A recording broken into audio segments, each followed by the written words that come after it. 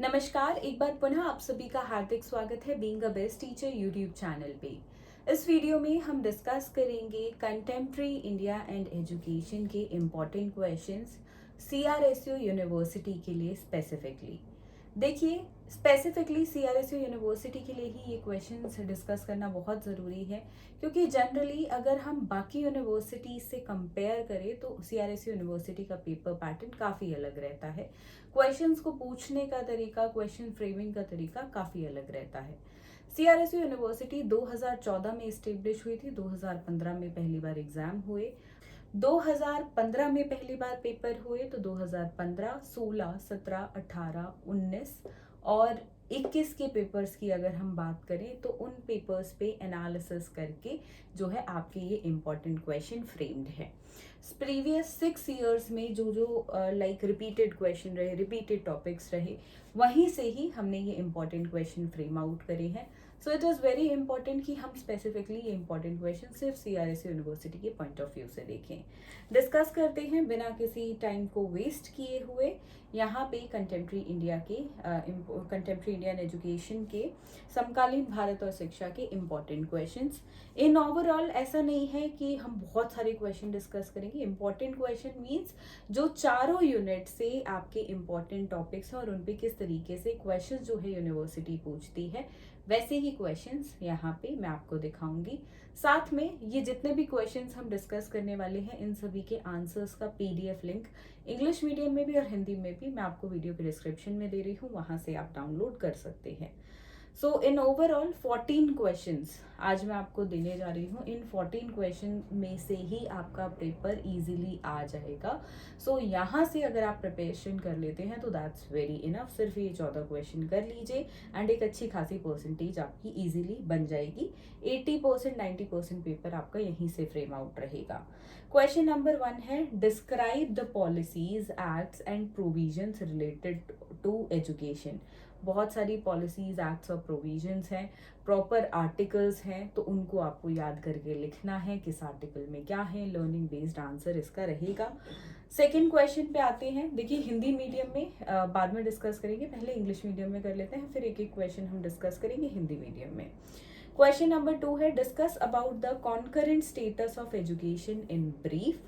Question number 3 पे आते हैं, critically examine about education of socially disadvantage segment and marginalised group. Important question है, 16 marks में देखते रहने को हमें लाइक प्रीवियस ईयर में मिलता रहा है।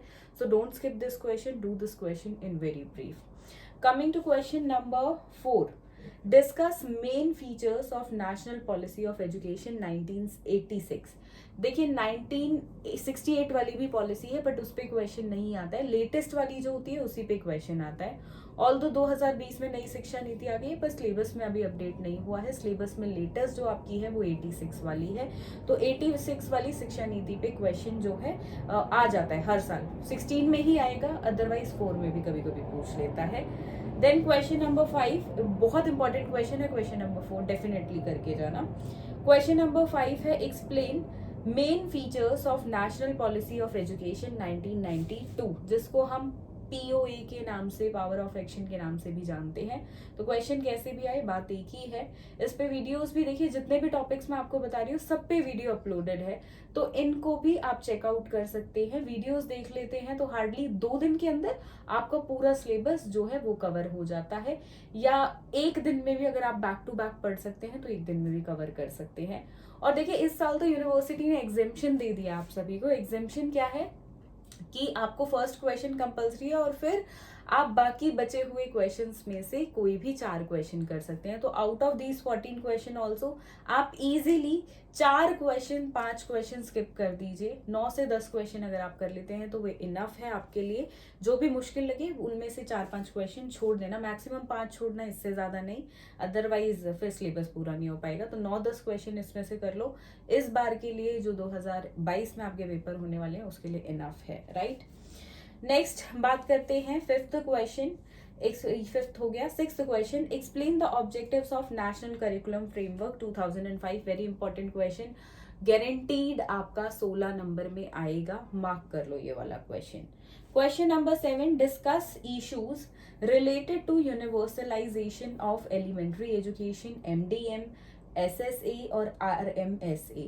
देखिए इनमें से किसी दो पे क्वेश्चन पूछ लेता है या 3 पार्ट्स में भी डिवाइडेड हो जाता है, तो इसके बारे में ना बहुत ब्रीफ में नहीं पढ़ना है। तीनों कॉन्सेप्ट के बारे में इतना पढ़े कि 5 से 6 नंबर का आंसर आप लिख दें। तीनों पे वीडियो अपलोडेड है, चेकआउट जरूर कर लेना। बहुत उम्दा तरीके से मैंने आपको एक्सप्लेन किया है, कभी आप भूलोगे नहीं इस टॉपिक को, इतनी इजी लैंग्वेज में I have given the lecture. Question number 8, what do you know about Sargent Report 1944? What is the contribution of Sargent Report in Indian system of education? देखिए सार्जेंट रिपोर्ट पे भी question देखते रहने को मिलता रहा है, बट हाँ कभी कभी स्किप भी हुआ है, तो आ भी सकता है, नहीं भी डाइसी है।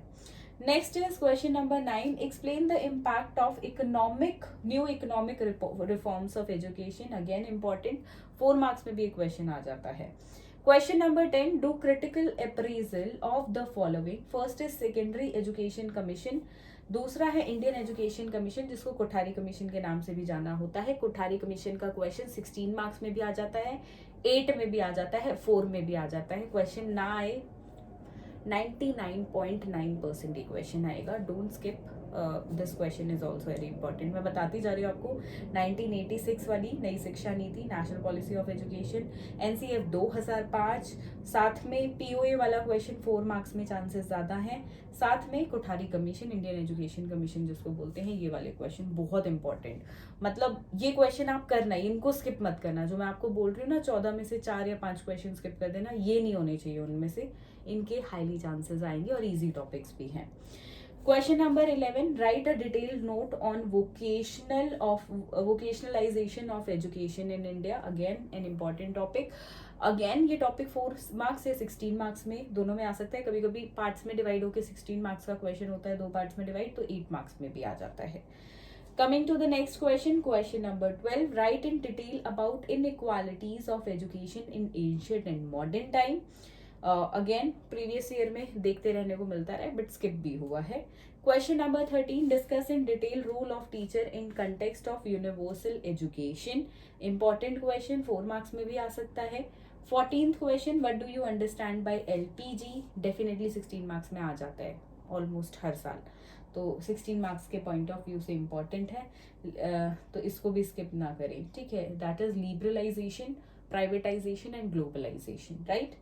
Right about its issues in detail, इसकी जो इश्यूज हैं उसके बारे में भी आपको डिटेल में लिखना है, राइट। सो ये इंग्लिश में रहे इंपॉर्टेंट क्वेश्चंस, अब इनको हिंदी में भी डिस्कस करेंगे। अगेन मैं आप सभी को बता दूं, 2 PDF मैंने आपको डिस्क्रिप्शन बॉक्स में दिए, एक इंग्लिश मीडियम के क्वेश्चन आंसर्स हैं, इन सभी क्वेश्चंस के आंसर वाला PDF जो है इंग्लिश मीडियम में भी हिंदी में भी है। बहुत बार स्टूडेंट्स ना इंग्लिश वाले हिंदी का डाउनलोड कर लेते हैं, हिंदी वाले इंग्लिश का, तो ये गलती ना करें। ब्रैकेट में मीडियम मेंशन है तो मीडियम को देखकर ही परचेज करें, PDF को बिना देखे ना करें, राइट। तो इस चीज का आपको ध्यान रखना है। सो आगे बढ़ते हैं हिंदी मीडियम के पे। अब ये सभी क्वेश्चन 14 के 14 हिंदी मीडियम में डिस्कस करते हैं। पहला प्रश्न यहाँ पर है, शिक्षा से संबंधित नीतियों, अधिनियमों और प्रावधानों का वर्णन करें। दूसरा प्रश्न है, शिक्षा की समवर्ती स्थिति के बारे में संक्षेप में चर्चा करें। तीसरा प्रश्न, सामाजिक रूप से वंचित वर्गों और हाशिए पर रहने वाले समूह की शिक्षा का जो है उसका समालोचनात्मक परीक्षण आपको करना है, यानी कि विस्तार पूर्वक बताना है। चौथा है, राष्ट्रीय शिक्षा नीति 1986 की प्रमुख विशेषताओं के बारे में चर्चा करें। पांचवा है, राष्ट्रीय शिक्षा नीति 1992 की मुख्य विशेषताओं व बिंदुओं की व्याख्या करें। छठा प्रश्न, राष्ट्रीय पाठ्यचर्या रूपरेखा 2005 के उद्देश्यों की व्याख्या कीजिए। सातवां प्रश्न, प्रारंभिक शिक्षा के सार्वभौमिकरण से संबंधित मुद्दों पर चर्चा करें, विच इज MDM, SSA और RMSA, ठीक है। तीनों की फुल फॉर्म्स अगर आपको पता है ना तो मेरे को कमेंट सेक्शन में लिखकर जरूर बताइएगा। आठवां प्रश्न, सार्जेंट रिपोर्ट 1944 के बारे में आप क्या जानते हैं? भारतीय शिक्षा प्रणाली में सार्जेंट रिपोर्ट का क्या योगदान है? नवा प्रश्न, शिक्षा के नए आर्थिक सुधारों के प्रभाव की व्याख्या कीजिए। 10वां प्रश्न, निम्नलिखित की का आलोचनात्मक मूल्यांकन आप करें। पहला है माध्यमिक शिक्षा आयोग 1952-53।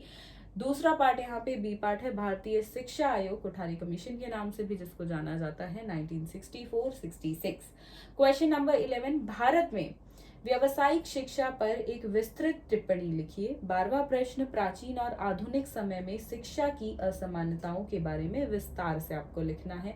13वां प्रश्न, सार्वभौमिक शिक्षा के संदर्भ में शिक्षक की भूमिका का जो है विस्तार से आपको उसकी चर्चा करनी है। 14वां और आखिरी प्रश्न यहाँ पर है, एलपीजी से आप क्या समझते हैं, इसके मुद्दों के बारे में विस्तार से आपको लिखना है। इस प्रकार से हिंदी मीडियम में ये 14 प्रश्न है। हिंदी मीडियम का पीडीएफ का लिंक भी अलग से गिवन है, ऐसा नहीं है, इंग्लिश हिंदी का मिक्स्ड है।